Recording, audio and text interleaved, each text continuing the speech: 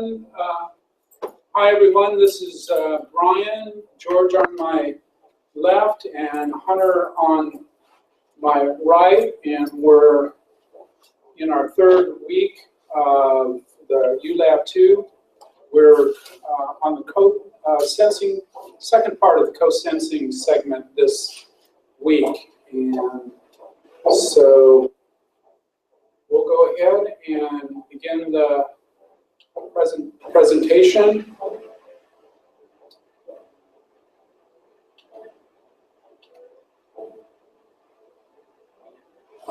Should be just a quick review.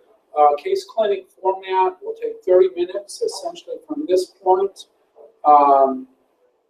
to record the presentation portion of the case clinic. So this is a brief review. We're just going to zip through it in a couple of minutes' time. We were focusing primarily on step 3 last week to explore an issue in depth. And so we're really just continuing with that process again this week. The question is accompanying step 3 for the co-sensing process is intention, and asks or inquires, what future are we trying to create? And so having put together a core group to explore that issue in some depth, immerse ourselves in the experience, we'll examine that all a little bit more this evening. The stakeholder portion then of the review from last week, how might others view this situation? In our work together beginning in January, we come to the conclusion in relation to the nonprofits within the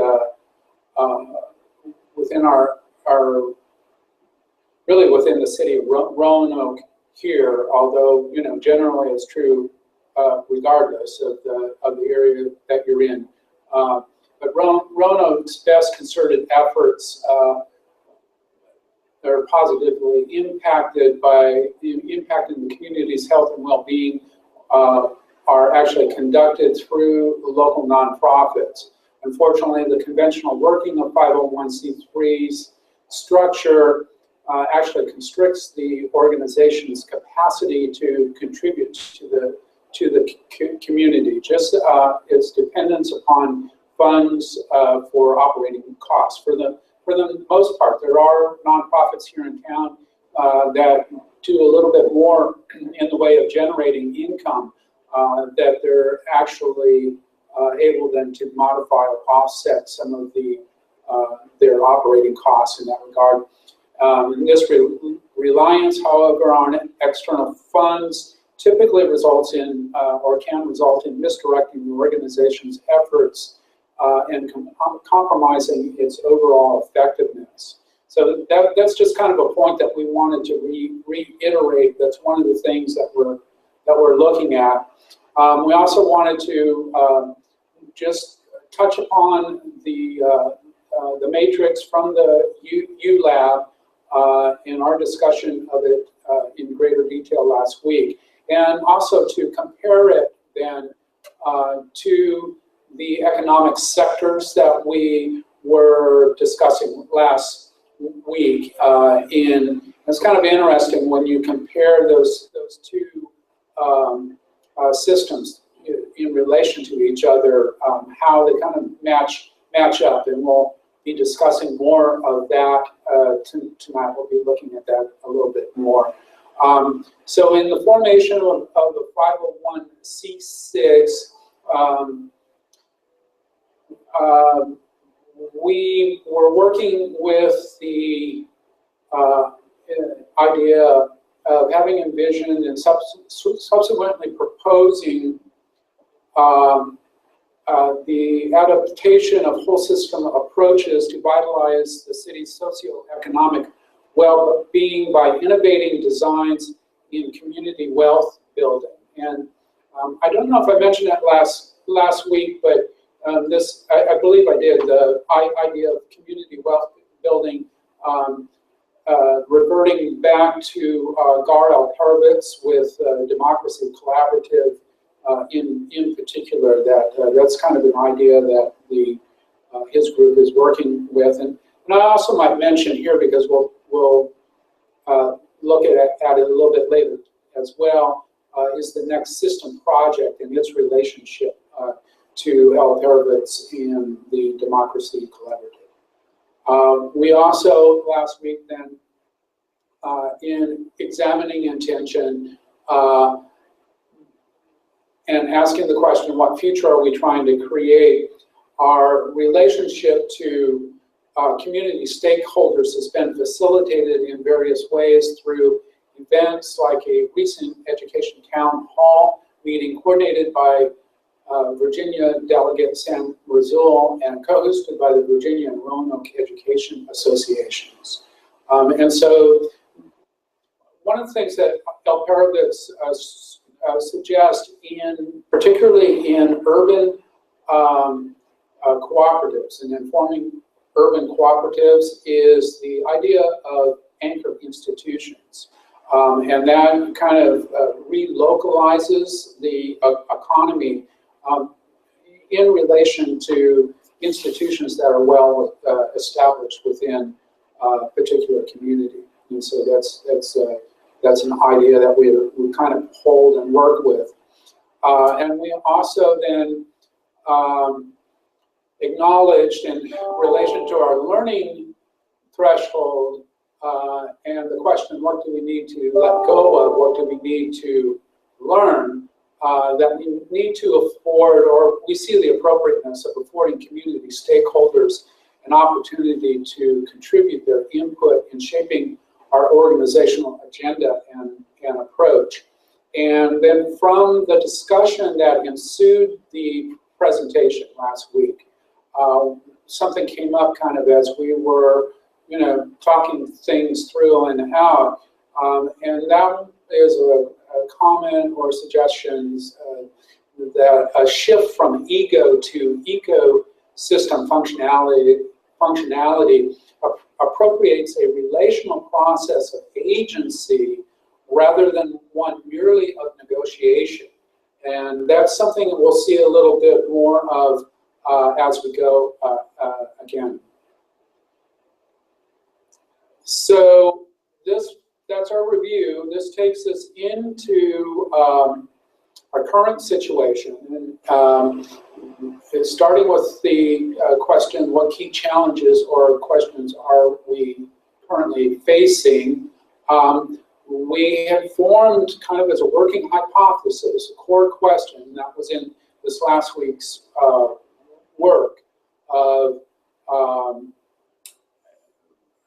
how will we innovate and design community-based ecosystems that vitalize our city's well-being and support distributed forms of ownership. And I think we mentioned in previous weeks that that tenet and the underlying pillar of ownership, and it seems as we're going here, at least to our situation here in Roanoke, that ownership is kind of emerging, as kind of presenting itself to us.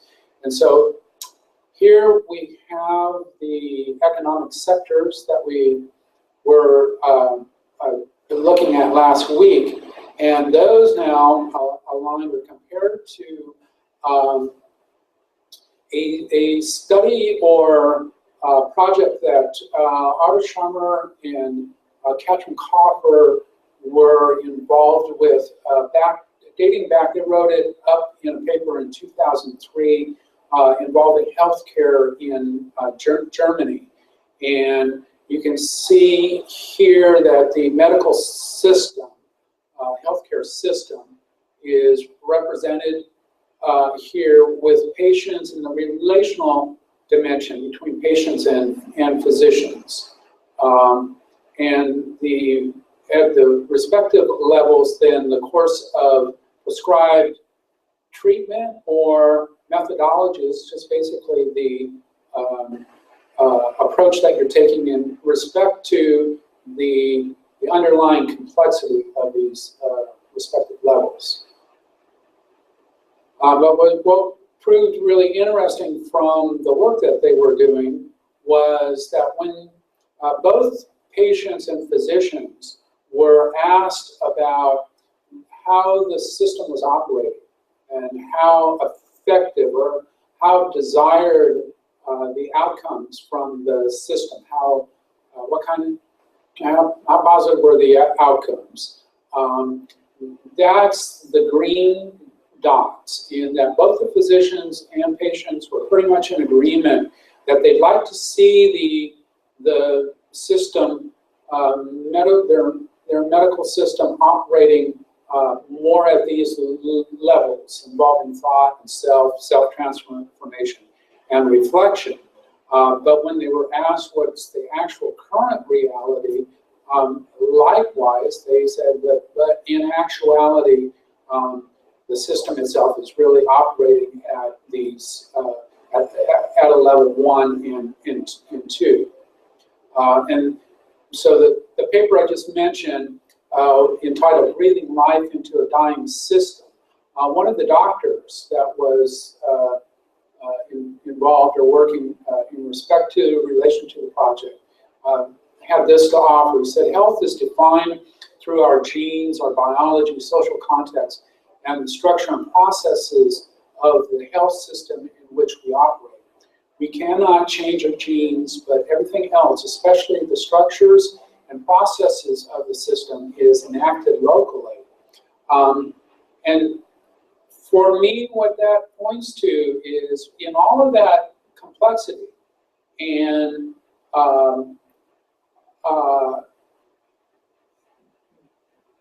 all of the factors and kind of conscious awareness of those factors and the inner working of those factors, what this is an acknowledgement of is that they can all be and acted upon at the local level. And so, and I think oftentimes, you know, we ascribe the effect of something to forces or, you know, outside of our immediate control or influence. So, in respect to our intention, where we're sitting at this point and asking or addressing the question, what future are we trying to create?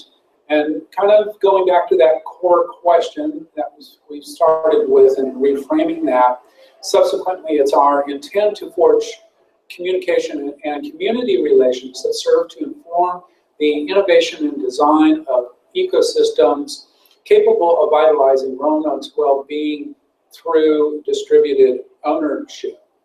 And we just, you know, there again, kind of highlighting the relational dimension and ownership, and I think in terms of responsibility, buy-in. There's a lot of things I think that are worth looking at in that regard. In respect to our learning threshold, what do we need to let go of? What do we need to learn? And specifically, this is a quote here. This was a project that I had some involvement with in relation to KDT. KDT actually grew up here in Roanoke, and back within the last couple of years, two and a half years, had produced an independent documentary by the name of Money and Life, and had we worked with her in hosting a screening premiere of Money and Life here in Roanoke back in April of 2013. An article that accompanied that project, here's a quote, reads, "Like other post-industrial cities straddling both Bible and Rust Belts, though, the people here have consequently been typified by Richard Florida in Personality Map of Who's Your City as conscientious and agreeable." That's kind of interesting, because in a downturn economy, People who are conscientious and agreeable, even though they can be miserable in the process, are pretty easily managed. Wake up, Roanoke. Hello. Learning threshold, again, what do we need to let go of? What do we need to learn? Some among a confused and desperate public subsequently respond with denial. Some pray for divine intervention. Some look for ways to profit from the crisis. Some, inspired by an emerging new vision of human possibility, work to heal our human relationships with one another and nature in a bold effort to turn the human course. And this is an excerpt from an article that was written by David Courtney fairly recently. But this has to do, and really what I'm suggesting here in terms of learning threshold is this idea of a new story. This was what Katie Teague, and to some extent in relation to David Courtney, was the prospect of working with the narrative and the necessity, significance of working to change or transform that underlying narrative. And that's what Courtney has in his article presented here. Again, you can see this distant patriarch story. These are grand stories, grand narratives line up maybe as a system one, grand machine wherein I exist in a mechanistically interconnected cosmos devoid of agency and possessing no purpose or meaning. Level two, mystical unity. Relationships, agency, and meaning are all artifacts of the illusion of separation. I am one with the timeless, eternal one, and so on. And those are four pretty weighty cosmologies or worldviews. So that's moving us into where are we looking for input or help? And I think we had some people join us. I heard they can't say if they're still there, but this is what we're just beginning to look at. And so what I just received a notice yesterday from the New Economy Coalition about New Economy Week coming up from November 9th through the 15th. And so the coalition will be hosting New Economy Week entitled From Austerity to Prosperity, which is a public conversation about the ideas that can actually transform society and build an economy where people and planet actually matter. And then along those same lines, involving one of the films that they suggest for screening and for local screening, in this case, a film entitled Own the Change, Building Economic Democracy, One Worker Co-op at a Time, is a short documentary meant to give an overview of what a worker co-op is. How can it transform lives and communities, and the realities of actually starting one. Watch as we go through concrete steps for building economic alternatives by creating worker-owned cooperatives. And so that's actually a partner group working with the New Economy Coalition. And so there are some really strong, the movement appears to be quite interesting and coordinated at this point. So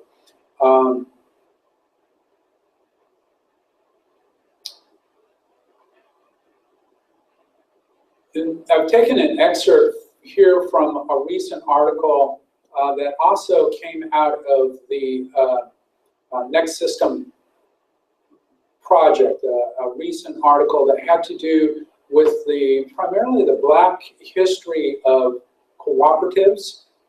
And so this is a statement by the author, but then I started looking at domestic economic development and economic development in Black communities. I started looking into actual alternatives, particularly for community economic development. That's when I focused my work on how to do real community-based economic development that meant community-owned, community-initiated, real grassroots democracy and prosperity for all, democratic community economies. And so that's the central idea for the democracy collaborative, is one of economic democracy, and certainly one I've been working with over recent years in writing and publishing.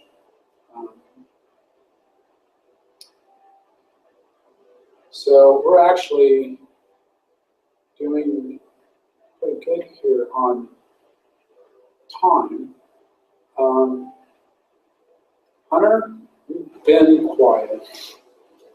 If you want to go back to the slide that compares the 4 levels, the doctors and the 4 levels of the economic sectors, one more. Actually, right here is just something interesting that I had noted. You have in the green, the desired future, and you'll notice actually on the position side, while there are large clumps towards the bottom, you have dots that actually span the all of the levels, which to me speaks to kind of the point that I wanted to make sure was brought out from this presentation. It's the point that we touched on last time we were together and talking. The attempt to kind of isolate one of these levels from the others, and how that might not be doing a service to further our own understanding and how these levels interact, and how one has to, in functioning, actually penetrate from one into all the others. And I think that's most easily seen here with looking at the economic sectors. You have primary, secondary, tertiary, and quaternary. But simply put, most of your secondary economic activities depend on your primary. Most of your tertiary economic activities depend upon a functional and healthy primary and secondary in order to support them. And the quaternary economic activities are typically framed in such a way to support your primary, secondary, and tertiary activities. So there's this interworking or interconnectedness between all of these levels. And looking back here at the health situation in Germany, you know, if you're looking at the level 1, you have a mechanic and kind of this notion of repair. I don't think, and you can see some physicians seem to agree, you can never really escape that in some ways when it comes to a doctor doing their job. There's always going to have to be some level of being able to diagnose and say, this is the problem, this is the application. Different modes, of course, though, looking at therapy and identifying that this is the problem which the user or the individual is perpetuating. Here's the change in behavior that's needed. I'm going to instruct them to do that. So there's different ways of approaching it, but that mentality kind of will persist even as you move to a different level and move to a different mode of operating. There's still an appreciation for the other level and its functioning. And of course, within the scope of the economy, there has to be a quality appreciation there. Otherwise, your secondary economic activities won't be supported by your local primary activities, and your tertiary and quaternary will suffer as a result. Well, typically in the capitalist system, that's demarcating value by the commodity of the dollar, and so quality. The dollar really doesn't. It does a good job ignoring the question of quality and human input both. And I think that that's what's really reflected here is that the patients that are kind of relegated in many ways to this level of treatment and relationship to those that are physicians that are typically trained, schooled, and in some ways functioning and operating potentially at our higher levels. This creates, to some extent, we've been talking a lot this last week about power differentials, and so it does kind of create a power differential. You can see the patients apparently have a sense of that, because the desire is that, even though this is their reality, that the system itself, they're looking for a shift. They're desiring a shift, in terms of the functionality or the operation of the system. I think in a relational way, I think that there's something here that it really kind of puts in contrast the relational dimension and the gap, and it's interesting. I think that's behind kind of my interest in the ecosystems in conventional economics or actually economics working in various ways in relation to these various levels, as Otto had suggested. They're looking at a medical system, a healthcare system here, but basically this same dynamic is likely to apply in any discipline, education, One of go back to that slide. One of the key points too, maybe from conversations that I've heard a lot of times, and my experience is limited to this country, but you have a lot of individuals who say that the healthcare system here is very much a reactionary system. There's not much effort put into precautionary efforts to keep people healthy before they're getting sick, which might then, if individuals were responding in such a system where there was more of a conscientious effort to look at preventative, you would probably find a lot more individuals who were looking at those bottom levels and saying, this is my experience. But then, of course, we'd still have individuals who say, well, I broke my arm, and so I put my dot at the top because that was my experience. And how that then translates. Well, and so it starts. This is what we saw. I mentioned last week my current involvement with a nonprofit here locally called Happy Healthy Cooks. That and this is actually a photo, I think, of the exercise classroom lesson that we did last week. Was entitled "Foods, Colors of the Rainbow."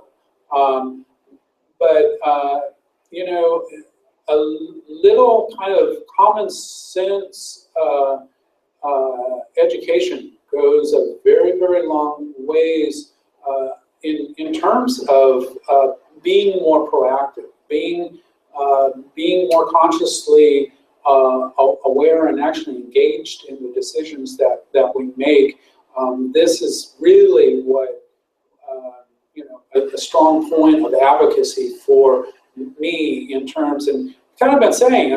I think that in a system like this, especially in medical care, is that the high tech, so much value is placed upon the technology, and it's kind of sadly ironic, that it's not necessarily all that high tech. A lot of it, but perhaps to do, innovate and design systems that are nicely balanced combination of high and low technologies. We currently have internet communication technologies that appear. This was a recent article in the Guardian, I believe, that pointed to how productivity and capacities far exceed the human capacity to actually realize or actualize those those potentials. So the technology is there, and surprisingly kind of cheap at the moment. This is interesting. Points to some of the things that are going on within the within our economy and within related to value systems. So that really concludes for us the